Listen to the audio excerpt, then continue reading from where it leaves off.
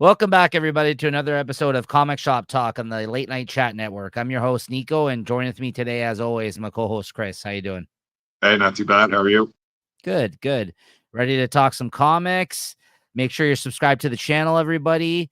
Make sure you go check out our videos. Give us a thumbs up, a like button here. Hit us with that. Hit subscribe. Make sure to check us out. This is a weekly comic book review show, and we have all kinds of different videos if you check out our playlist here on the Late Night Chat Network. Today, we're going to be talking about the new comics that came out for the week of September 18th, 2024. And as always, spoiler warning, be forewarned, we are going to be talking about what happens in the books here today. We're going to be talking about, maybe some spoilers and showing off the artwork. So if you're worried about that kind of thing, you can read your books and then come back and check us out. If not, just carry on and, maybe we'll be talking about something that'll get you interested in something you haven't been reading. It's worth taking the risk sometimes, as they say. Yeah, I think that's about it, though. That all being said, Chris. All right. Well, let's talk comics then. Let's talk some comics. Cheers. Cheers. Cheers. Oh, Clamato. Watch out. I don't know. I haven't sit in the back of my fridge for a while. I know if this stuff goes bad. Oh, hold on. Let me take a sip of this. Oof. Yeah. Be careful there. There's a funny story, actually, on Late Night Chat when Healthy. he had a can of Clamato because he doesn't really drink. I don't know how he got it or why he had it in his fridge, in the back of his fridge for years. Some guy was over at his house that he was a roommate of his for a while. He went to drink it because he saw it in the fridge. Apparently it was like poisoned. It's been sitting there. It was been sitting there for so long that he ended up getting sick off of it. Not to say that that's the case with you, but it has been sitting in my fridge for at least a year. Could be two. Way longer that I'm talking about here.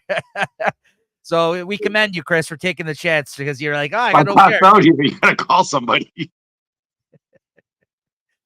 But you just had no beer on deck. You're like, hey, listen, I guess I got to use this one. Well, I've been lying these things to try and drink them, so they're not bad. Not bad so far. They're not bad in the right circumstances. But anyways, I'm gonna put it in a glass or something so I can see it at least. Just make sure it's still red. It could be brown for all I know in here. How's it going with the lighting over there today? Are we gonna lose track of you at some point? So far, I might have to relocate. Okay. With solicitations or something. But anyway, let's talk comics. Talk some comics. There you go. Got off track there. All right, guys. Wonder Woman 13 is first up on the docket here today. Got this cover with all Nicola Scott's different versions of Wonder Woman over the years, which is a pretty awesome cover. I like this one. And then you got the art germ cover here. Got the A cover in here. Oh, that's a nice one. Yeah. Is that Cassie? Yeah. Yeah. So there you go. All right, Chris, what did you think of this one? So this was another absolute tie-in, or with Absolute Power tie-in. Yeah.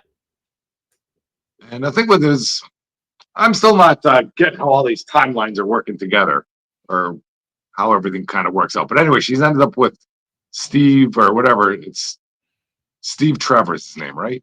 Yeah. Yeah. So I guess they're together the whole time. And then I guess you have Robin there sort of playing the scene stealer, the scene spoiler, kind of just moaning and groaning about what's going on. And I guess they got some plan to free everybody out of that Gamora Island. And it was a decent issue, but I don't know, nothing too fancy. Not much to say about it. And I think the backup story was basically, was this one with Damien just kind of retelling a story or something and is kind of in his own skewed version? Yeah, he was basically just rehashing the events of what has happened the last couple of issues with him since he showed up, right? Which didn't feel like you're really treading any new ground with this backup. I mean, the art was nice on it, and the story was, well told, I guess. It's kind of fun because he is telling it from his, like you said, skewed kind of perspective of like the way things went, right? Which didn't exactly go the way that he went on. For the most part, it went on the way he went. He was, he's had Wonder Woman praising him and things like this that didn't actually occur, right? So the backup was whatever, but I do kind of like this dynamic between Wonder Woman and Damien. Yeah, I actually liked this issue. I thought this was I've been enjoying some of these absolute power tie-ins. I don't feel like they're really important to the overall story or the, like you said, even the timeline of events that have been happening within the main event itself. Like it's kind of hard to kind of place where some of these things are happening. But great moments. I mean, Tony Daniel on art for this issue killed it. I thought this scene where she had the sword, like all the guys were running in, they're like, "Oh, remember she lost her powers, and now she's just like a bitch with a sword or something like that." Yeah, Essentially, like because they censor out, obviously they're swearing, like they're basically just saying, "Oh yeah, she's just a woman with a sword now," and like that scene was pretty badass. Like I thought how she kind of still kind of, yeah, let up. he took those bullets, but I guess it kind of left her down and out afterwards. And then, but then she had that whole speech that she made about how like she's still the daughter of a god and they're mere mortals and everything else. Like I thought it was a really cool moment. Actually, I really liked this scene when they all kind of came in to ambush her at the end, and of course, all the heroes ended up showing up and kind of helping her out because she was like, what? She even like made like had a sigh of relief when that happened because she's like, yeah, I don't think I could have done much else here. You know what I mean? Like I put up a brave front, but yeah, she needed assistance. So Detective Chimp just started jumping over somebody, and the other Wonder Women showed up. There's some good stuff in this, and like I said, Tony Daniel it was nice to see him as the artist taking over for the main artist on this series for these tie-ins. Like it's not like they were like, oh, there's a tie-in, these are tie-in issues, let's get a subpar artist. No, they brought Yeah, a good artist. And then, of course, Satana came with her little portals there that she's got going on during this whole event, and kind of brought them all to safety in this moment. I thought it was good stuff, but I'm a little upset that he interrupted the ongoing story of this series for these tie-ins, though. I will say that yeah, for sure. because that's been kind of treading water. I feel like for a while now, and this series has just been such a great series when it started that I feel like it's been going off the rails a little bit because we haven't moved forward that much. I feel like in the storyline, and then we get hit with a tie-in, right? So it kind of sidelined, I think, like this book as a result. But we'll see where what happens after when this is over because.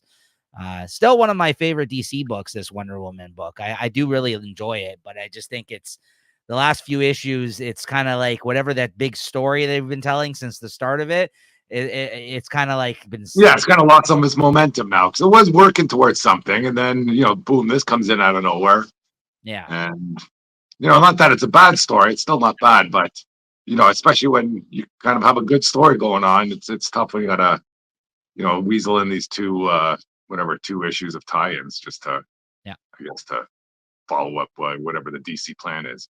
But Yeah. otherwise, I thought it was great, a good issue. I'd give it a 3.75. I I'm gonna go 4 with this one actually. Yeah, I thought it was good, and I've been mostly favorable about a lot of the absolute power tie-ins. I feel like at least in the titles that I've been reading, like I think Yeah, that they've been good. Like between this and Batman, like there've been good tie-ins. I feel like to the event, whether or not it's made the event better, I think they're just they've continued to be good, and it's good too because the same writers of the series are writing these tie-ins. They're trying to make it work for their characters and their yeah, stories, right? So I think Zdarsky and Tom King on this book, I think they've done a good job of doing that. Next up we got Superman 18, which is also an absolute power tie-in. And I guess this is kind of concludes the Zatanna kind of crossover that's been happening the last couple of issues. Sorry, team up. What'd you think of this, Chris? yeah. This one was okay. It had that nice premise there. It left you on the cliffhanger with they're trying to find those dark portals, which I guess if you've been reading this stuff, you already know that they've got them. But Superman has to make a deal with the devil here, it seems, and you kind of find out what that devil or the deal is.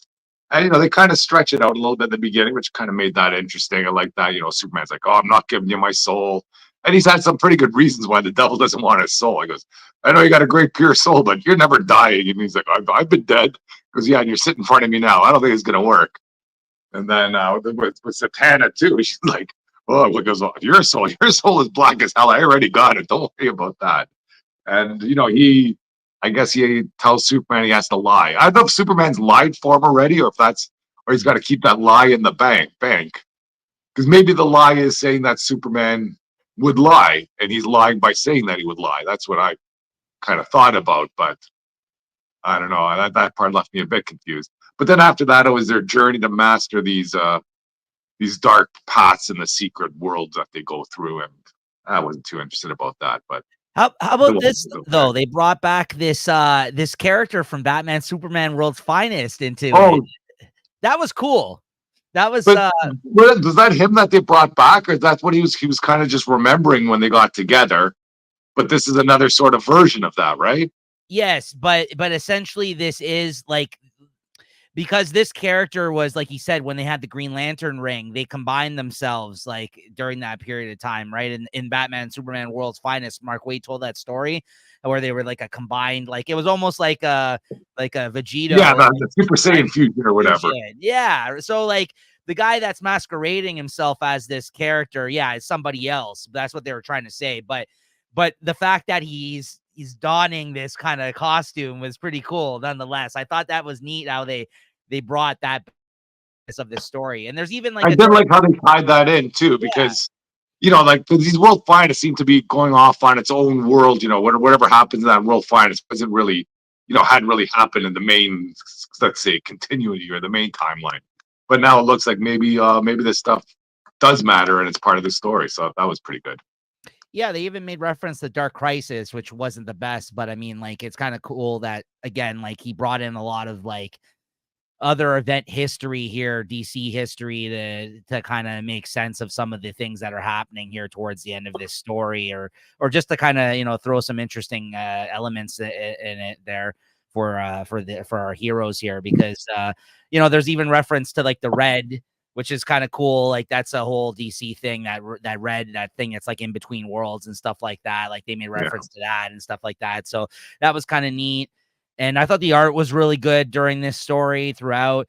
And I liked, and this at the end with yeah, Doomsday, right? Which is a nice tease for the upcoming story of Doomsday, of course, which this is a familiar scene of him punching, you know what I mean? Like him coming to kill yeah. Superman. Like, isn't October supposed to be the all in where everybody's all the issues or all the Yeah. titles are kind of starting new story arcs and Yeah. new themes, things like that. So that's looking Yeah. forward to that.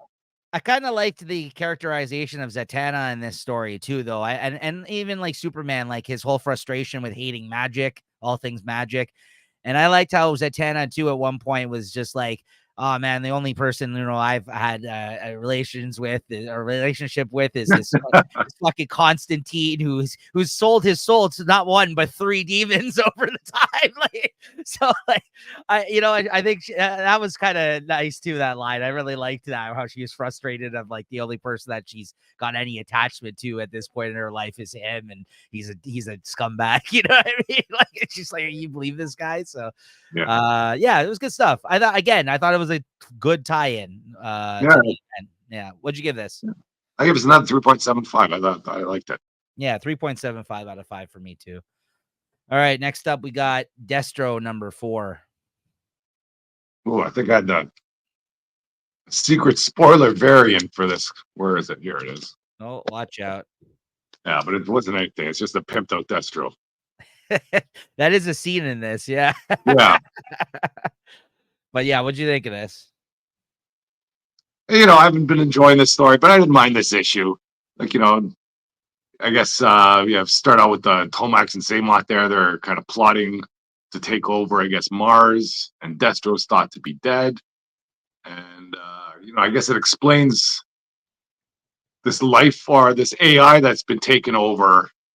And I've been trying to kill Destro, I guess. So you thought there was a threat there. Yeah, they talk about how these bats are still not working so well. So it's a lot of world building stuff. And it's always good at the end when Cobra Commander shows up. So I thought it was pretty decent. Like, nothing earth shattering, but I did like this comic. Yeah, it was all right. I mean, I'm sticking to my opinion on this still being my least favorite of the miniseries that they've done so far out of all these characters, but it is coming together nicely, as you mentioned. And it is a good like character study of Destro as like his motivations, what type of person he is. So like I definitely, having not known too much about this character, I think this has done a good job of at least kind of showing you like the type of person that he is and why he kind of makes the decisions that he makes and what makes him tick and everything else. But otherwise, like, you know, like you said, the most interesting part for me was Cobra Commander showing up there and, you know, them welcoming the twins. They're welcoming him as a part of Mars there. So I'm interested to see again how this is all going to come together as we make way for the ongoing GI Joe comic that's supposed to be coming Yeah. out in November, right? So this and Scarlet are going to wrap up next month with their last issues, and then we got the ongoing GI Joe story, and I guess just between that and Transformers and Void Rivals, it'll be kind of the new direction for the Energon universe will be told within those books. They haven't announced anything else right now, but I think it's probably best that they just stick to the GI Joe Yeah. ongoing. You don't want to flood the market like with 20 titles, like an X-Men situation or Yeah. something like that, That's right? brutal. So, yeah, no, exactly. I mean, I like these properties. Don't get me wrong, but I'm not buying 20 different GI Joe Yeah. comics. Yeah, I know. What'd you give this? I'll give it a 3.5 though. Still good Yeah, stuff, but nothing crazy. yeah, I'll go 3.5 out of 5 for this too. All right, Chris. Catwoman 68. Oh, Catwoman 68. A couple of these ones here. I think Let's take a my look. LCS might have ordered an extra copy there, and I guess he didn't feel that they'd be able to sell it just on the rack. So he goes, "Hey, you might as well take it." So I did get. This is what a rose is it beach cover. Oh I yeah, end up probably buying any of her covers there after that. Her little sketchbook at what's that place we Expo. went to? Fan Fan Expo, Expo. which you want what thousands of dollars for some watercolor sketch or some highlighted sketch. I don't Yeah, it know was about that, crazy. Crazy. Yeah, we but talked about that on our episode where we kind of recap Fan Expo. That was brutal. But anyways, yeah, go on. yeah, I mean, this is the end of this whatever her 9 lives story. You know, I think she's trying to get that shard of Lazarus pit out of her head. And I guess they have to get Hush to do it. He shows up out of nowhere or out of somewhere. I don't know. But, you know, they all kind of make a deal that Hush will, you know, pull this out and he has plans to, you know, keep Selena Kyle like, as a prisoner after somewhat. And Batman's out there and he's kind of using some low rays, some radio frequency because she has a filling in her tooth to kind of talk to her while she's there. And you know they still have this gang war going on out there. You know whatever action ensues, and you know they end up getting that shard out of her, and then Batman comes in and not really to save the day. You know he kind of just lets her know when it's time to strike because they're up to some no good. And I think it's the end of the arc for this, so I'm kind of happy about that. And I think I am buying the next few issues after this, anyways. I think it's some Frank Cho covers that are coming up that I'm Oh, liking. So we'll see how it goes. But there are some nice scenes in there. I thought the art was good. They got Catwoman down here pretty good, and there's a lot of stuff about Fate too, because she's been talking to some cat god or something, you know, and then the cat god's, well, I'm gonna have to leave you here, and you know, how will I know if this is real, and you know, you can only believe, and that's it. So whether or not this cat god has just been happening or it's just a side effect, I guess they kind of leave that up in the air. It's not great writing, but it's not bad. It's a decent comic story, I'd say. And right. I'd give this a 3.5. Okay. Next up, we got Spider-Man Black Suit and Blood #2. Yeah, I might have to look through the art of this. I kind of just read this one online. Most of the stories, I think it's the last story that was decent, you know, or had some art in there. But I think a lot of the stuff with the Venom. I'm not sure if there's a Venom story in there where you know Venom and kind of Spider-Man are talking and going back and forth, and I think that was the best story there. But otherwise, there's nothing fancy going on. Yeah, this one with Daredevil, that was baloney. And I think this was the one here where it's just more of sort of an introspective type story. I thought it was pretty good.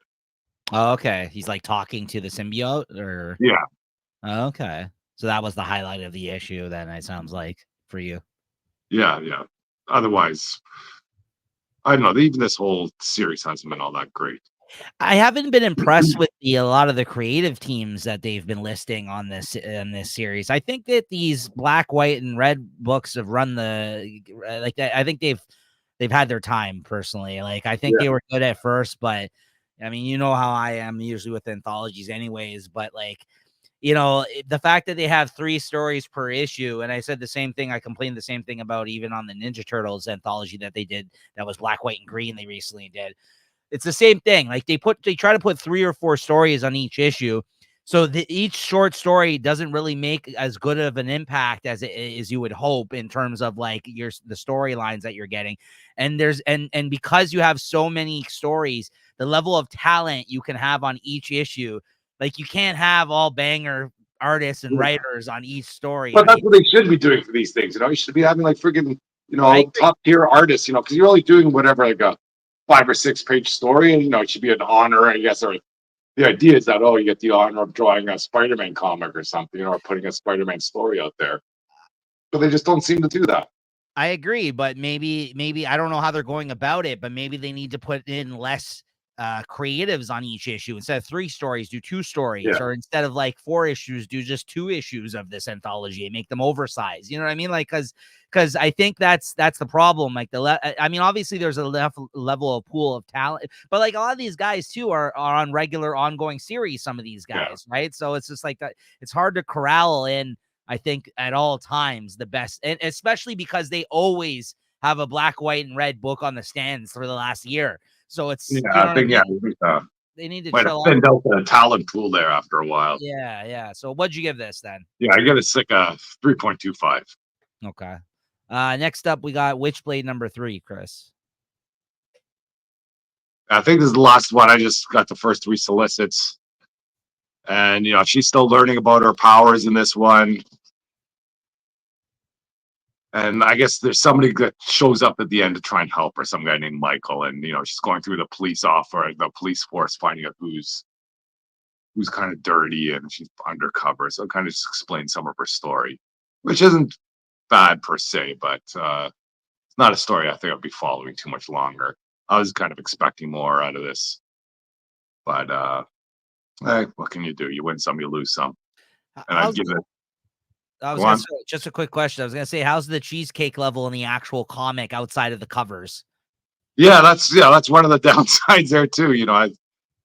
It's not that it's like super. It's not like it's bad art, but you think they'd be showcasing at least something in there. Like a good panel or a good spread page or something like that. But it's just it's just like maybe she has her action shots Yeah, or whatever. It's like the costume is just crazy, like because it kind of turns into all these big fangs, and it's kind of the costume's alive, so it's almost like a Spawn cape type of thing, where it's just sometimes just too much to even see what's going on. yeah. Okay. What'd you give it? Yeah, I give this a. I was looking at a 3.5. Maybe I'll keep an eye on it, but Yeah. yeah, you need some super villains in the story or something. That's the problem too. I feel like with some of these titles is that, like you've mentioned it before, like you have a great artist on the cover or whatever, and then the promise of that inside the actual issue is not as great, right? Like Yeah, usually, right? Yeah, that's too bad. And then you got Chitara number 3, or Chitara, I guess. Yeah. yeah, Oh, nice cover. yeah. Nice cover. I think it's a lyrics Lee. And Nice. this sort of found its way into my pull list. He thought I ordered it, but once it's there, took a look at the cover. It's right up my alley. And it's still the story of the Thundercats. Lion-O's, I don't want to say a cub, but he's a teen there, and they're all still on Thundera. And I guess it's before the incident that drove them off the planet to Earth 3 or whatever. And she's kind of having some visions of what's to come. And those mutant villains, I guess, that are from the cartoon, they show up here. They land on whatever Thundera to try and steal the resources, and they're getting ready to fight back. Not too bad, if you're a fan of the Thundercats, it kind of tracks the story pretty well, and just opens up that world a little bit. So it's not too bad. I'd give this a 3.5. Yeah, art was good on it. Yeah, the art's decent inside. It's not too bad. Okay. Next up, I got The Moon is Following Us number 1 from Image Comics. I think this is forgot how many issues. I think it's 8 issues or something like that. It's a weird number, 8 or 9 issues. It's a new series from Daniel Warren Johnson and Riley Rossmo with Mike Spicer on colors, who does a lot of the coloring for Daniel Warren Johnson books. So I'm a huge fan of both of these creators. I wish I had the art to show off. I didn't prepare it for the episode in time. I'll try to put up a couple of pages here. I'm a huge fan of both of these creators. Like Riley Rossmo's art, I've been following for him for a long time. I'm a big fan of his stuff. He's been working for DC for the last little while, and this is, I guess, him going back to create her own comics, because most of his stuff was done through Image, I think, prior to him going over and doing some stuff for the big two companies, mostly DC. But yeah, this is a great story so far, because what they don't they you jump right into the action. It's one of those books where, if done right, by the end of the issue, you're kind of catching up to like what the hell has been going on this whole time. But from the moment you start the book, you're just along for the ride, and it's a crazy ride. Like, you're basically seeing these two people that are dressed up like in I don't know, like more like warrior kind of costumes. Like, they got like armor and like weapons and stuff like that. Two adults, so a man and a woman, and they have like a little frog character that's with them, and they're going through like this crazy like land with like, some evil bad guys and some ghouls and like demons and stuff like that they end up having to fight along the way. And there's like a character that's like I don't know. It's such a weird creation. It's like they call him, I think, Bat Boy, and he looks like a little child that looks like a bat on top of a human body. But then his arms are like a bunch of like, he has like 6 arms. 2 of them are big human arms, and then he has 4 other arms below it that are like baby arms. It's a weird looking character, man. Yeah, I can't do it justice, but that's him there on the page there. But yeah, I wish I had the art for this. Anyways, I love Riley Rossmo's art. It's kind of messy looking with the way he like inks or draws at all times, but it's kind of like Daniel Warren Johnson, where it kind of shows like it's very energetic, like the art, and it's got like lots of speed lines and stuff like that. His is kind of similar but different. And then at the end of it, you even get a few pages of Daniel Warren Johnson drawing this. So Daniel Warren Johnson was I guess the writer on this, the creator, and Riley and him came up with the story. Daniel Warren Johnson's writing it. Riley Rossmo is the main artist, but then it looks like in the real world, because at the end, I'll tell you what ends up happening by the end of it. There's a few whenever I guess you're in real world time, you're gonna see some pages drawn by Daniel Warren Johnson. So like, it's a great art team on this book. So they both got writing and drawing duties on this. And so anyways, there's all this crazy stuff happening, and you're trying to figure out like, why are they doing all this? Like, what's the goal here? And then one of them gets injured along the way, the woman, and then they keep saying about how they are going to have to go back and recharge and you know what I mean, rest if they're in order to save their son.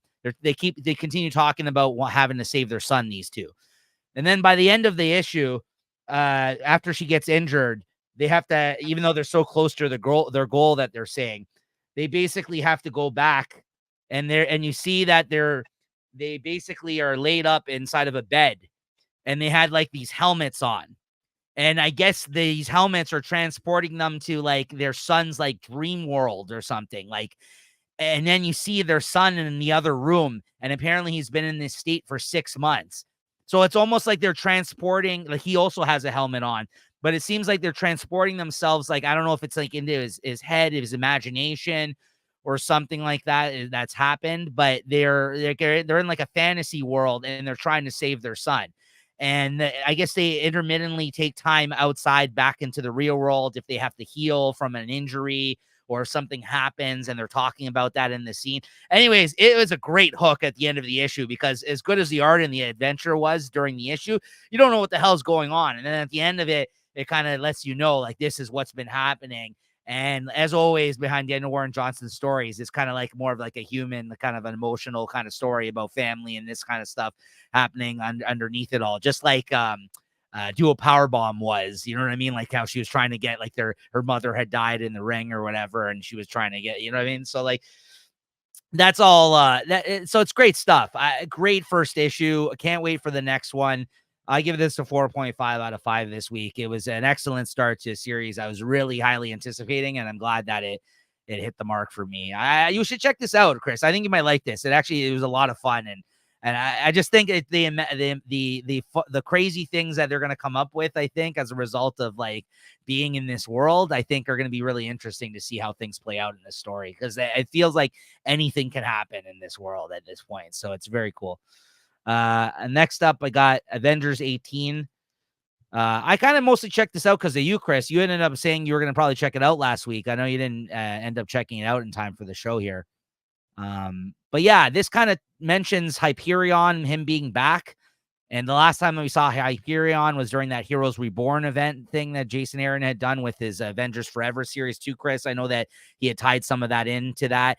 And there's a timeline where Hyperion was the person who basically like ruled the world, essentially. Like him and the Squadron Supreme were basically during this timeline the people in charge. And then he found out this whole timeline actually didn't exist. It was all fake. So he's real pissed off in this issue. So the Avengers are basically like, this guy is charging towards the Earth, and the timeline of him reaching the Earth is going to be about 5 hours. So throughout the issue, you're seeing the time kind of go down, and they're trying to figure out a way to stop this guy, because this guy's like a huge threat. Like he's like basically the Superman, let's say, of the Marvel universe in that sense, in terms of power level. And he's also like, messed up. Like he's a badass. Like he's been a villain most of the time in his history. But like, he wants to be a hero. He wants to be the good guy, but like he's messed up, this guy. He's he's a little unhinged, let's say. So during this issue, they keep trying to figure out as a team ways they can stop him before he actually makes it there. So now, because of the Storm being on the team, or at least being offered a spot on the team, she goes to Quentin Quire, and Quentin Quire is going to use his telepathy powers because he's like basically the Cerebro now that Professor X is off the board, to help them out. And then they go to Blade. They see a Blade mention, now that he's normal again, I guess, post Blood Hunt. He mentions the fact he's the only one that remembers the timeline that has happened since Heroes Reborn, because he was, I guess, part of that story. He tries to tell them, like, I remembered what happened with this guy, and this is what happened, and we need to figure a way out. He kind of aids them and kind of like telling them what to do. Then they go to Asgard, and they get I think what's her name, Sif involved, Lady Sif there, and she gets involved to help them out, and she's like the Vision, and Scarlet Witch is like the magic involved. So all three of these people combine their powers in order to basically set something up in space before he actually makes his way to Earth. And then Tony comes up with a way that, because apparently vibranium is it can hurt him, Hyperion. He sends out all these vibranium like missile type things into space as well during this period of time. Anyways, this one dude shows up, and he opens up a portal to another world that has been destroyed, one of these other timelines, and he brings Hyperion through. And just when he's about to kill him, and because he's pissed off that he had been stopped on his way to Earth to kill the Avengers or whatever, he's like, this world needs help. You were a hero in that timeline, and this is a world that actually could require your help and a hero. So why don't you save them? And that's kind of where we end off. And then Thor announces, so they basically push Hyperion off into another world so where he can be useful, and it looks like they're saved for now. Thor then he announces that he's leaving the team. He's leaving the team because he's an immortal Thor. I guess he's been accused of murder. And he tells Storm, like, they're going to need a lightning god in my place. So please accept their invitation to the team, and I'm off the team for now. So he kind of gets shuffled off. This was a solid issue, like a nice one and done issue. Good art, good storytelling. I think over the course of the last few issues, I think Jed McKay is finally finding his voice for this book. I think I'm actually really excited to continue reading this now after this issue. I'm like, because those tie-in issues, Chris, were good. I didn't read the last one, but you said the last one when Storm shows up was pretty good too. I remember you mentioning. Yeah, so I think I'm on board with checking this out moving forward. I give this a 4.25 out of 5 this week. It was a good issue. Right. Yeah, good stuff. And then next up, I got Ultra Mega number 5. So this book has been gone for like a year or two. These are oversized issues. Like it's like an $8 price tag. James Herron is the writer and artist of this. I love his work. I love his art. Chris, I know you were possibly interested in checking this one out. This is a hard sell for anybody that didn't read this book before, because, and even for me who hasn't read it in a year or two since the last 4 issues came out, even though they were oversized, like it takes them a long time to do these. I can't tell you what the hell is going on in this issue. It's hard to make heads or tails of the storyline right now. And it may help if you have read the stuff that came before it more recently, but I haven't. And if you're a newcomer to this book, you would not know what the hell is going on. There's no way. Because if I can't remember, there's some things I can tell what's going on in the story, but other things I have no idea what has happened between issue 4 and 5. It feels like we skipped out on some stuff. Some details have not been, brought into the story. Maybe that would have been helpful after a year or two away from this book. Anyways, so I'll give it a 3.5 because I love the art. I love some of the things that are happening in the story, but I can't really tell you I know exactly what's happening in this book. So I wouldn't even bother checking this one out, Chris, unless you want to go and read the first few issues. I don't think it's worth checking out for any newcomers to this title, issue 5. So it's all right. I would love to recommend it. I'd love for more people to check this out. But other than the great art, I can't really say much about the story right now on this one. We'll see. And then Batman Superman World's Finest number 31. I got this variant cover here. I think it's a Neil Adams homage, and this is the regular cover here. This total Eclipso storyline in this one. And Dan Mora is no longer the artist on this book. And, the new artist is fine. What are their names here? Hold on. Adrian Gutierrez, who I'm not familiar with. This artist is fine, but he's no Dan Mora. I'll say that. So that kind of hurt the book, in my opinion, a little bit. This was basically like a one-shot story, let's say, about it. Well, I mean, I think it's going to continue, I think, past this. Yeah, it's going to continue past this. This is basically, Eclipso comes up with a way to attack the Justice League. The Justice League do not fare well against Eclipso. It looks like he's taking most of them out by the end of this issue, or taking them over as Eclipso like possesses people as well. As you can see here, they get that Eclipso face.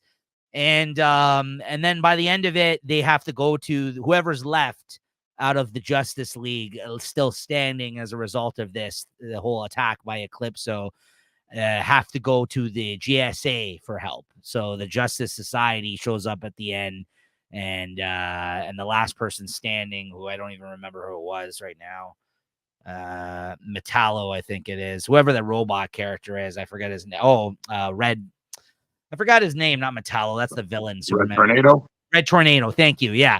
Red Tornado's left standing at the end of it because he's a robot and he couldn't, the Eclipso, his powers work more on like people that actually have souls and like actually are, human beings. And he wasn't able to take him out as a result. He's just able to mess him up and injure him badly. So Red Tornado shows up at the end to get the Justice Society's aid in taking Eclipso down. Pretty straightforward. I'll give this a 3.5 out of 5.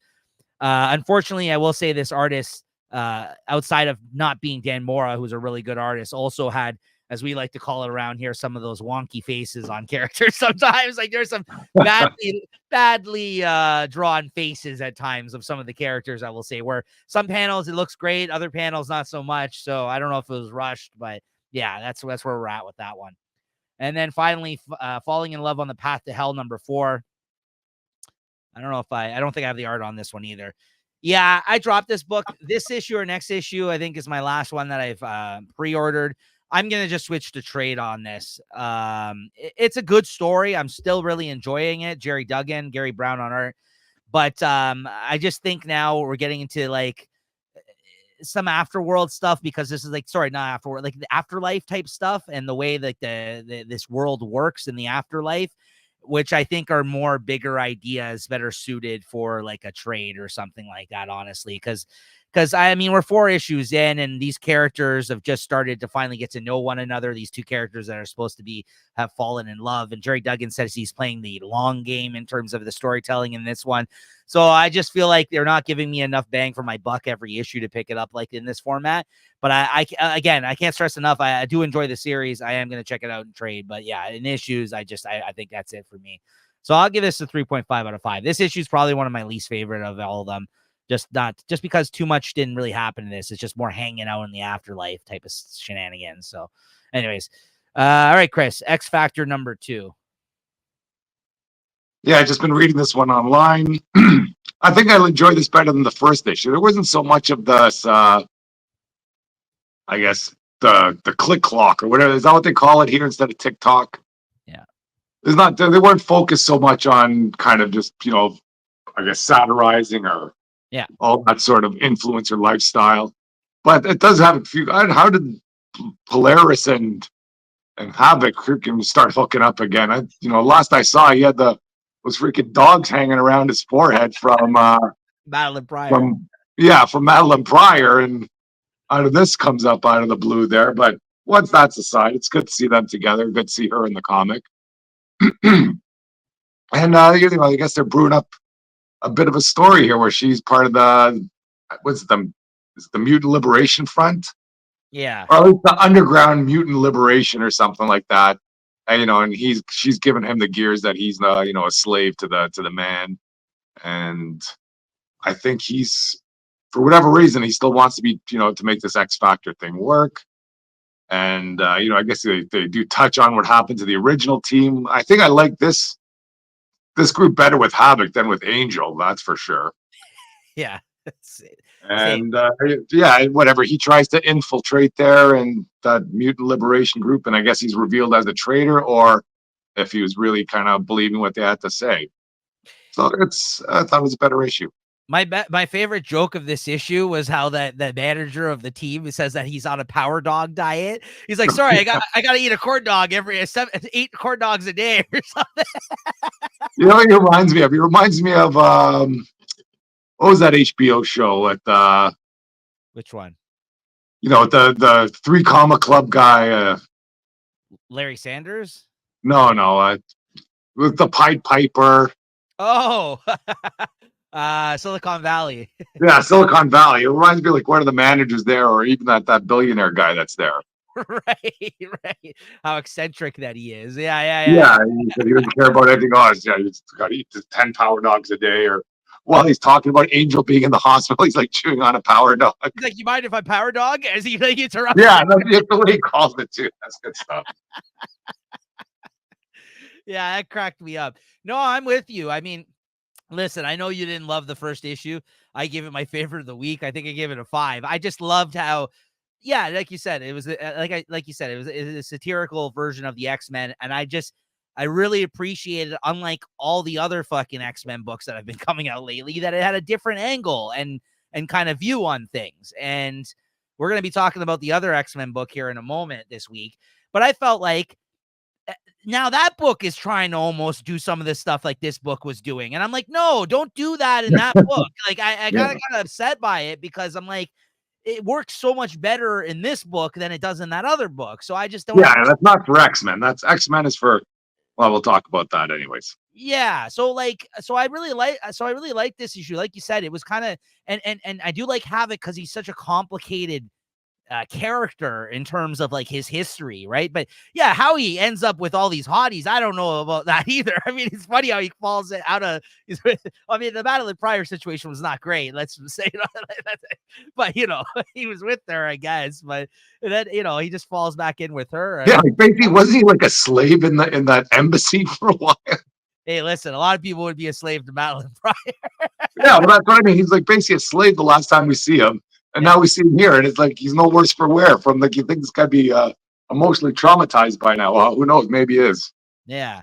So yeah, but I liked the point they were trying to make that he wants to be a hero. He has it in his head that he's doing the right thing as being part of this group because he's had a falling out in terms of his over the again, they're commenting on the stuff that came prior to this. He's not been in a great place. So she's kind of like trying to tell him, no, you're doing the wrong thing. Like, stay with me. Like, you're seeing things unclearly right now.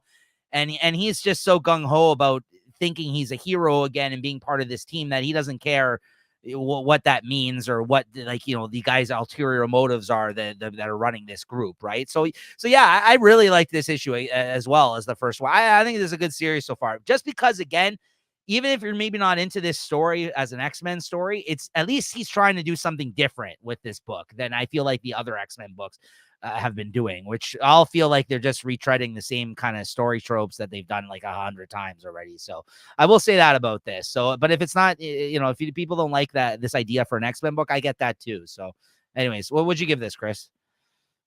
I give it 3.5. I like this. I'll give this a 4 out of 5 this week. I'm not going to give it a big 5 like the first issue, but it was good stuff. All right, Chris, X-Men number 4 with the J. Scott Campbell cover here. Yeah.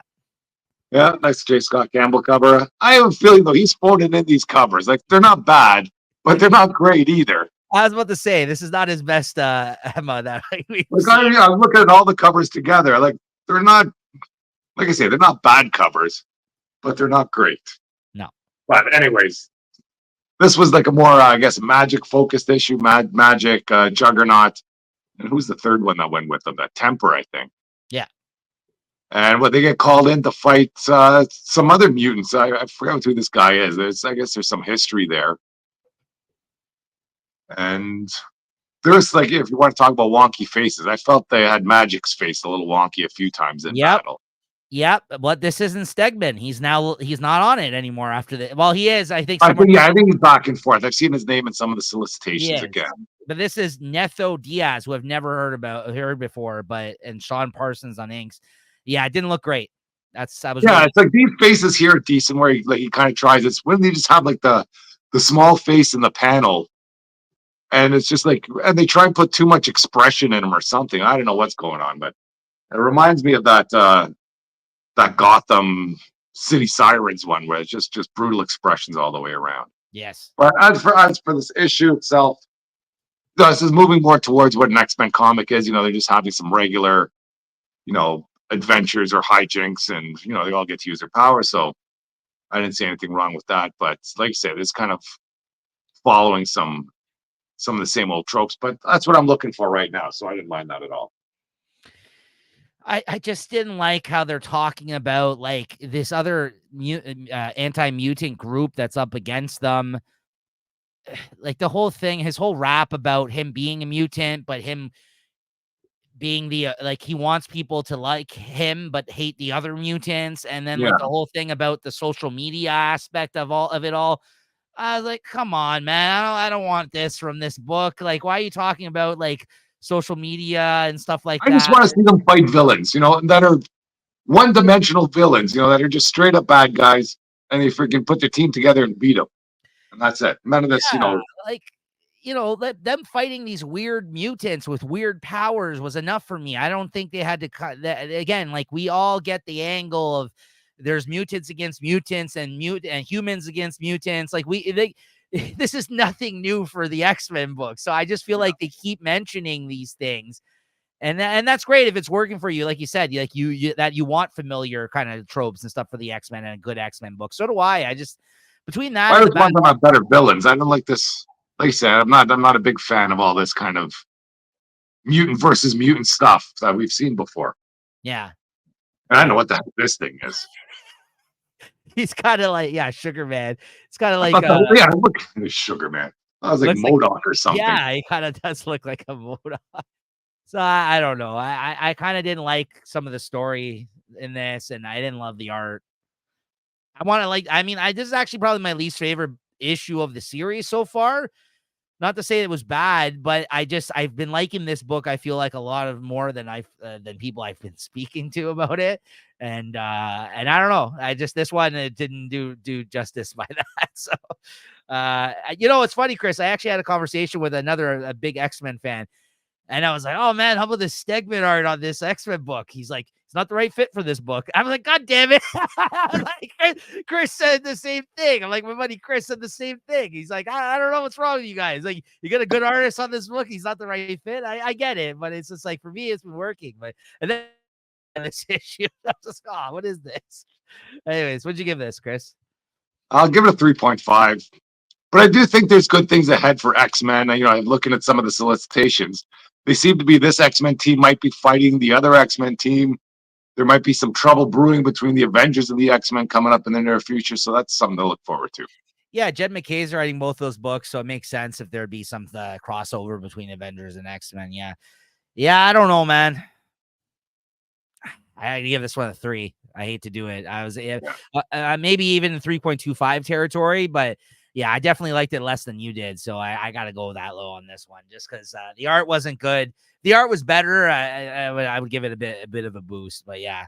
Yeah, we'll see. I do have hope too, Chris. I'm a longtime X-Men fan. I just like, yeah, it's just sometimes you got to go through such bad periods of these books sometimes to get to the good Well, stuff. even in the last X-Men run, those like first 10 issues, they were a Yeah, little touch and go there too. It took a you're while for that series to kind of get its feet. You bring up a good point. You bring up a good point. That is true, and we really love that series when it was all said and done.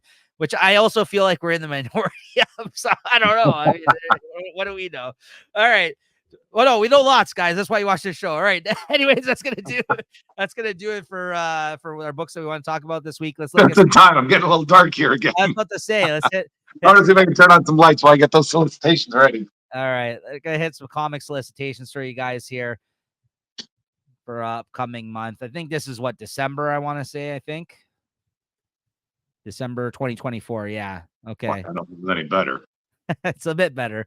So before Chris's total solar eclipse over there, let's see here.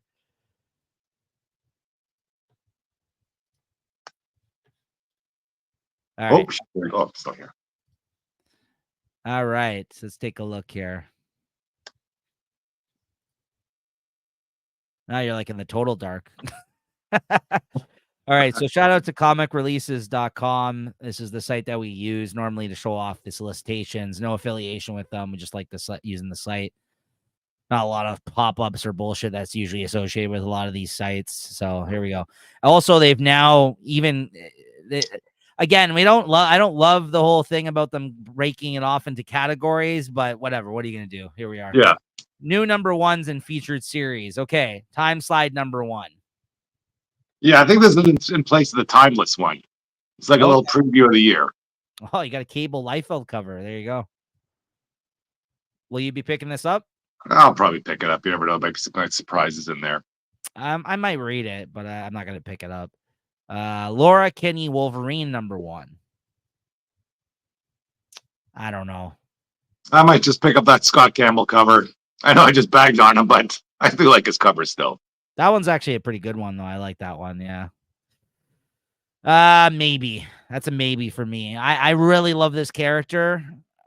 Erica Schultz, I think she's the writer that wrote the Hallows Eve mini. She's been writing more and more lately. I have liked some stuff that she's written. Maybe. I really like this character, so I might pick it up because I kind of want to read a Laura Kinney Wolverine book. I thought the only good one, at least. What's that? A good story. I think she had one a while ago. That was kind of garbage. Yeah, she did. Yeah. Yeah, you read it. I think you had talked about it on the show. I didn't read it, but I heard it was not good. And also like I had assumed that the only time we were going to get her would be in an NYX book, which I didn't love. So I'm glad that it seems like all the characters now are getting their own mini series that are going to be coming out. Like there's a whole bunch of them coming out over the next couple months. But the thing is, they're being smart. They're focusing on a lot of fan favorite characters, and there's a lot of great covers along with these books that are coming out, and a lot of the women X-Men too. So that's what I'm worried about. They're just going to be lousy. They're just trying to sell covers, It might be, but I'll pick up the cover. They're going to get me. But we'll pick up the covers. Yep. So here you go. Laura Kinney Wolverine number 1. Literally, Chris just said he wants the J. Scott Campbell cover. So there you go. It's maybe for me. All new Venom number 1.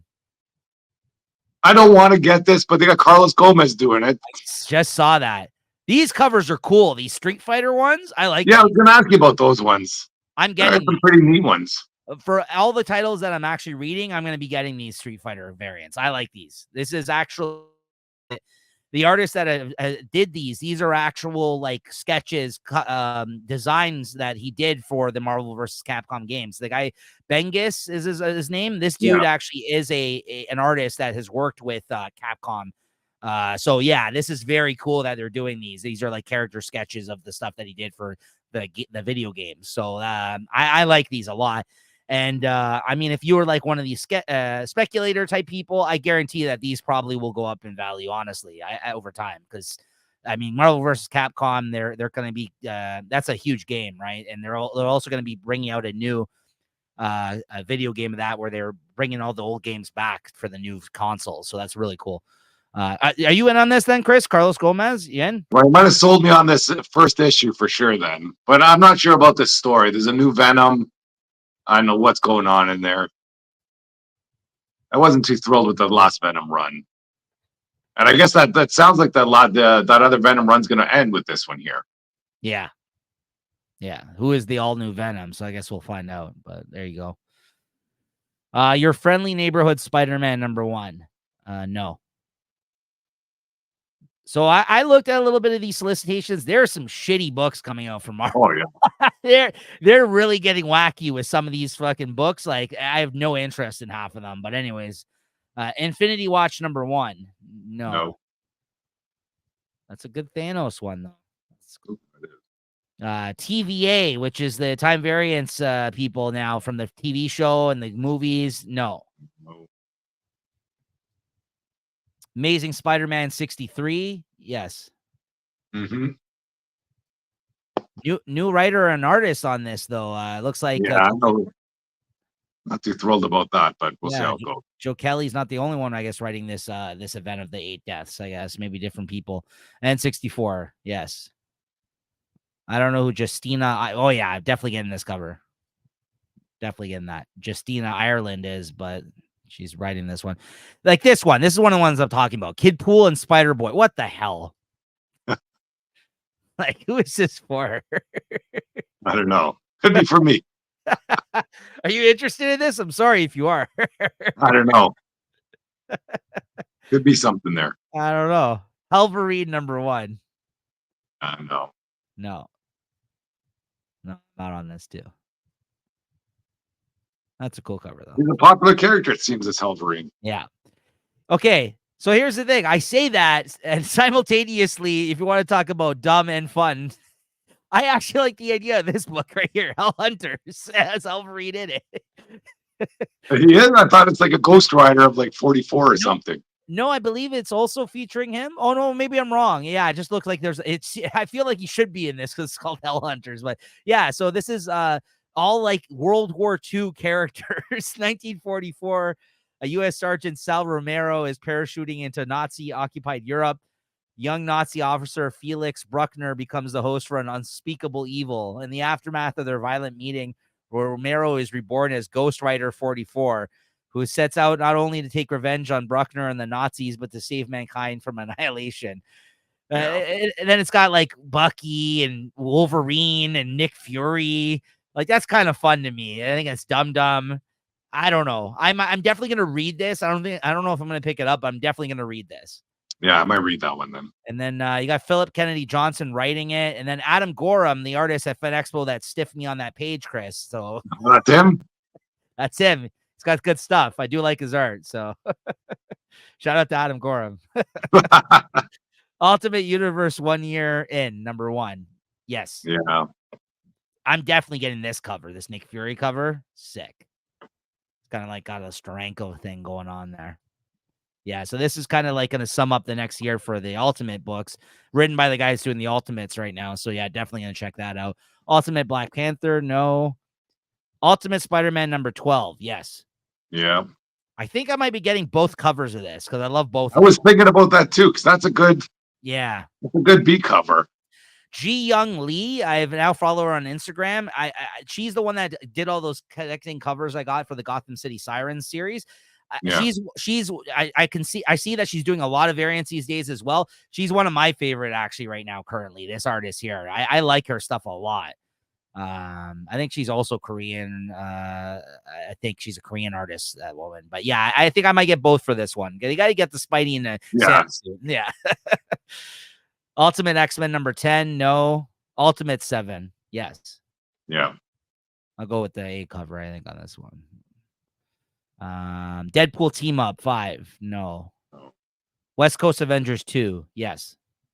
Maybe. Yeah, I'm gonna pick that up. Sabretooth, The Dead Don't Talk, no. I don't know about that Frank Miller cover. Oh my God, is that terrible? It might be so bad it's good. Yeah. I think we got one like this for the absolute Batman too.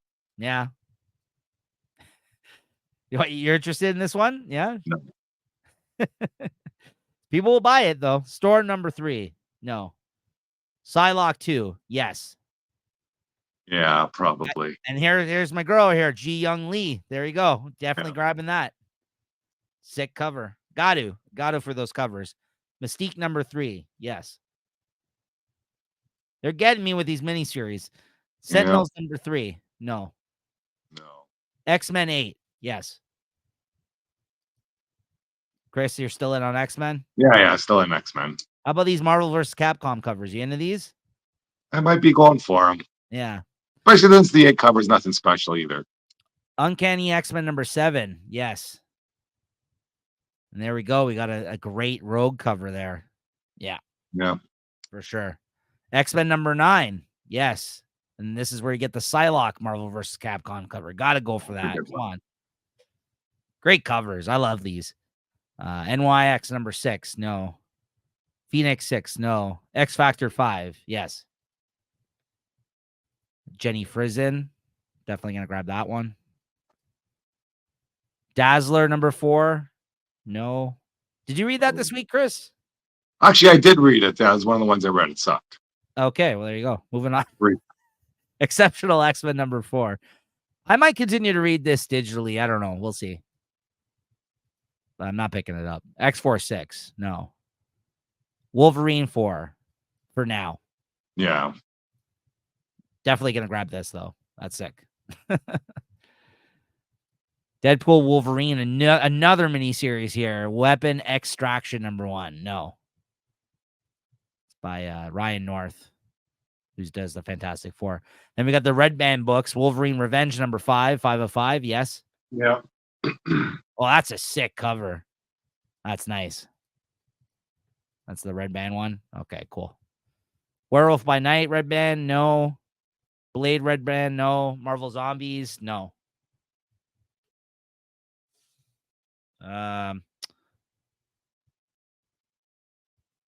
Hold on a second here. Sorry. Facsimiles, Moon Knight, Fist of Khonshu. Yeah, I might read it digitally. Been liking that. That's a pretty cool cover. Avengers 21. Might continue reading it digitally. Yeah, I might start trying to read this ones. Oh, that's a nice Storm one. Nice. Fantastic Four 27. Oh, this is where the Doom one is. Oh, I'm definitely gonna read this digitally, but I might have to pick this cover up. Actually, Yeah. I might pick this up. Yeah, that's pretty cool. I don't want to go all in on these covers, but there's a lot of cool ones. Avengers, Sounds like you are, though. I know. Avengers Assemble number 4. No. Are you still reading this, Chris? I'll probably read it, but Spirits of good stuff. Yeah, Spirits of Vengeance 4. No. Blood Hunters 5. No. Pet pool party. Is this all you, Chris? That's all me. I'm gonna get that with Kid Spider-Man or Kid Deadpool or Kid Pool, whatever they call them. Yeah. Deadpool 9. No. Scarlet Witch 7. No. Captain America 16. No. That's a cool cover though. Iron Man 3. No. Whoa, what the hell's going on there? Is that a huge sword? That's pretty sick. The Stark Roxxon War. Huh. Conquest 2099, number 4. No. And 5. No. Incredible Hulk 20. Looks like Werewolf by Night's there. No. Namor number 5. Yes. Daredevil 16. No. It's a cool cover though. Alligator Loki holiday special. Chris? No. Immortal Thor 18. No. Another cool cover though. Alex Ross is still killing it. Spider-Gwen. No. Miles Morales. No. Spectacular Spider-Man 10. No. Spider-Boy 14. No. Then you just get into Aliens and Star Wars. So yeah, that's it. Not much for Marvel for you, Chris. No, not much. I don't mind. Me neither, actually, but maybe more this month because of the covers. We'll see. Yeah. All right. So let me see here. And do we have any others here? I think that's Marvel. They're all out. I thought I saw DC there too. There we go. Okay, let's do DC quickly here.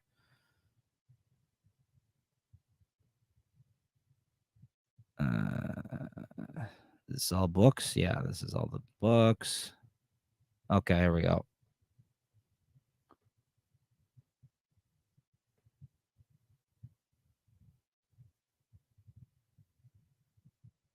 Okay.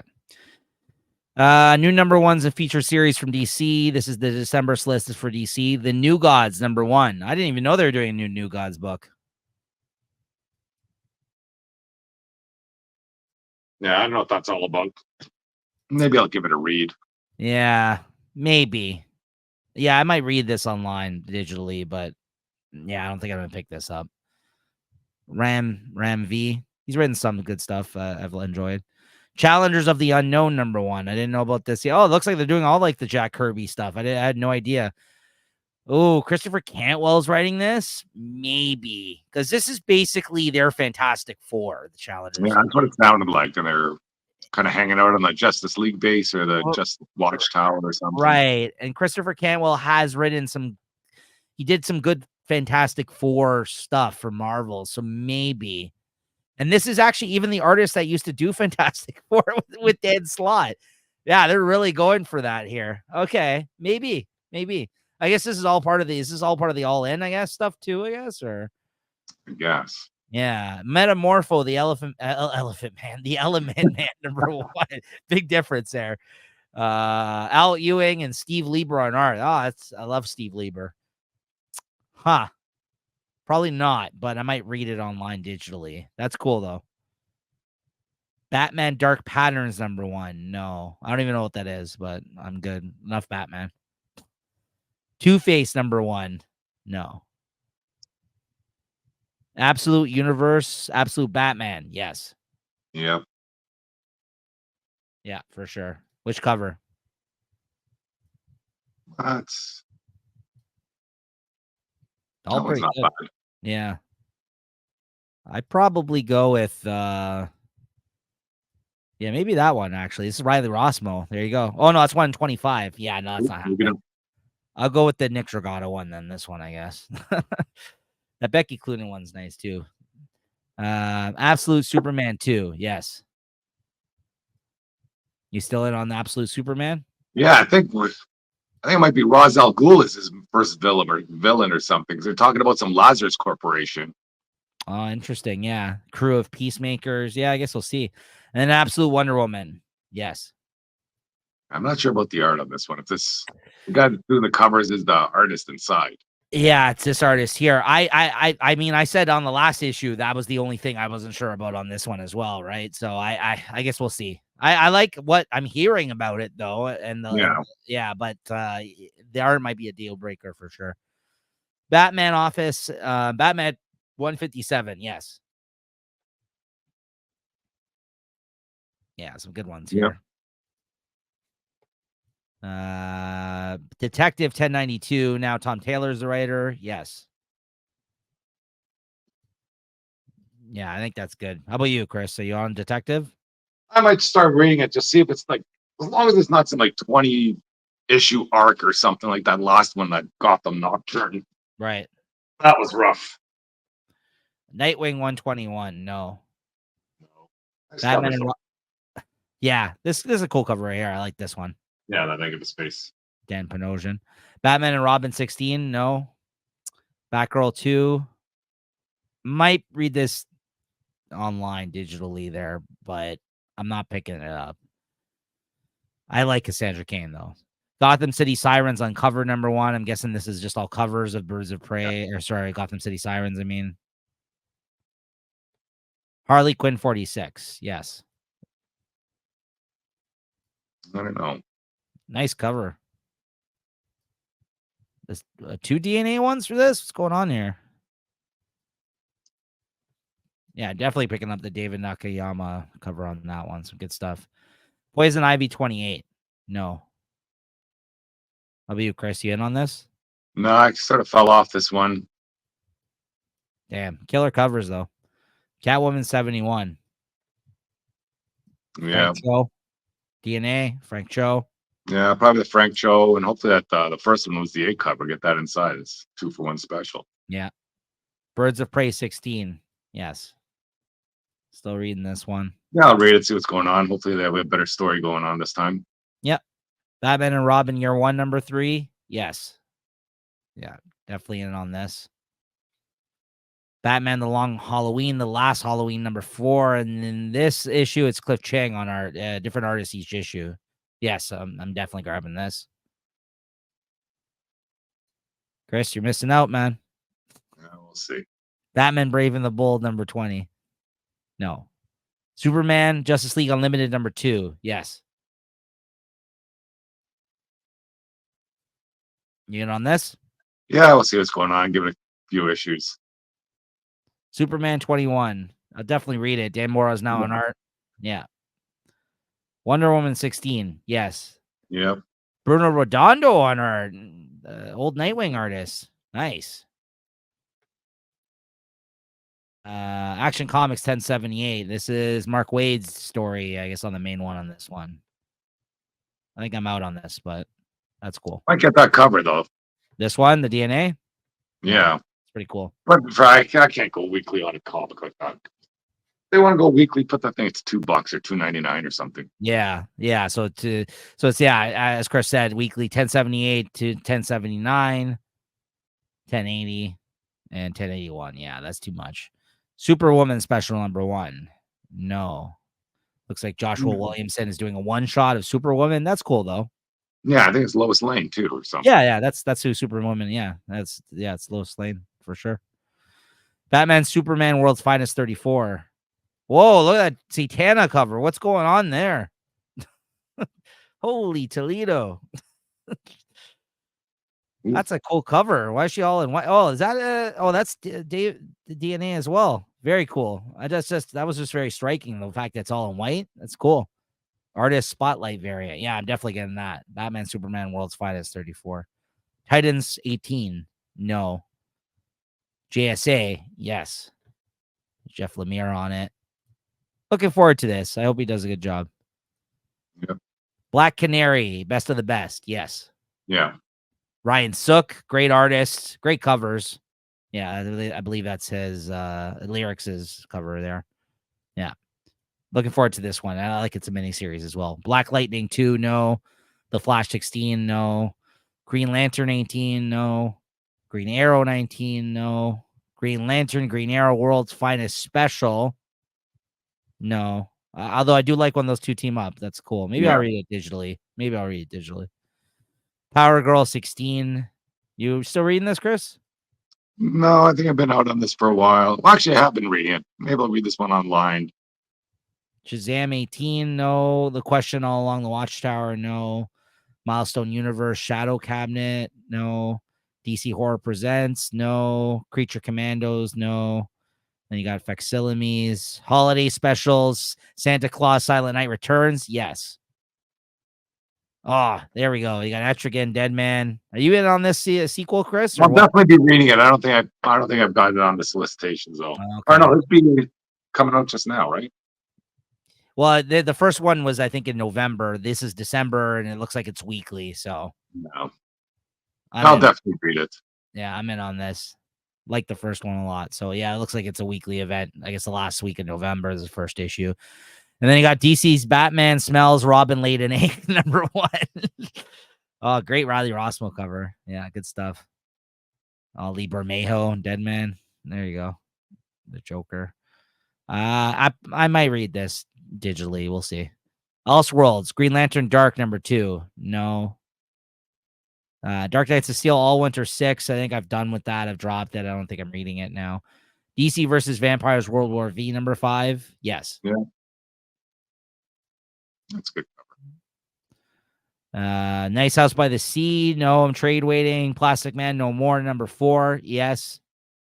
What's going on there? Definitely gonna read that. That's the last issue. It looks like 4 of 4. And Gargoyle of Gotham, which I feel like the last issue came out like several months ago, I guess. Yeah. I guess I'm reading it. So, but not happy about how long it's taken. I knew that was going to be the case for that artist. Jenny Sparks, no. Batman Full Moon, no. And these kids comics, yeah, that's it. All right, that's going to do it for these DC and Marvel solicitations for December. And yeah, let's leave it till next week. I'm gonna scout the Dark Horse and Image stuff to see if there's anything worth mentioning, so we don't go through everything. So for next Yeah. week. All right, Chris. What are you looking forward to checking out next week, my friend? Yeah. Bring up.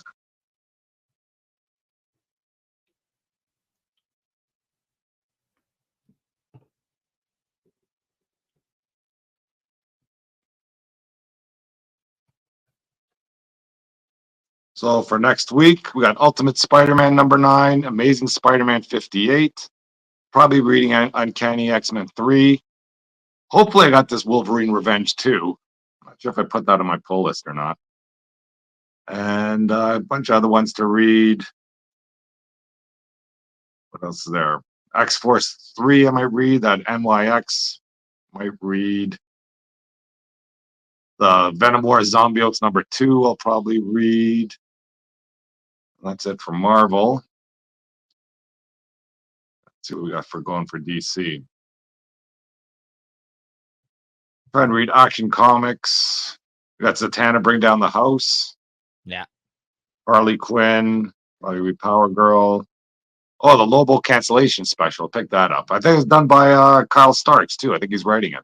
Does that? Yeah, it is him. Yeah. Does that come out next week?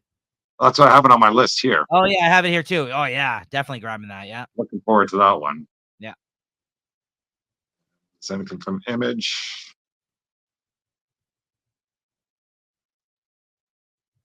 Doesn't look like there's much from Image for me either. No, so that's pretty much it. Okay. Let's see. Good week next week I have here. Amazing Spider-Man 58, Batman Dark Age #6, the last issue of that. Batman Long Halloween, Last Halloween #1. It says Batman Off-World #6. I don't know if it's actually coming out next week or not. We'll see. That's been delayed a bunch of times, those issues, so we'll see. Creep Show Volume 3 #1, that returns. Drawing Blood #6. Harley Quinn 43, Kea 21, Lobo cancellation special, as Chris just said. Big week. A lot of good stuff here, though.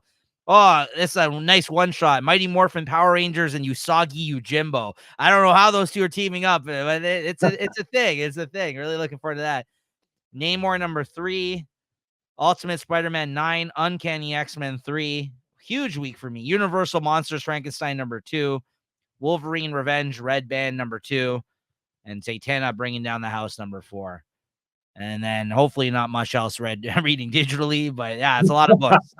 That's a lot of books. Good week though. A lot of good stuff there. Really looking forward to that. So, Yeah. All right, guys, let's mention what our favorite book of the week is. There, Chris. I know this is a tough one. There are no real standouts for me.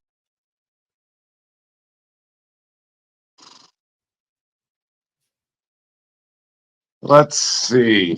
I know you got one. You got yours handy there. Yep.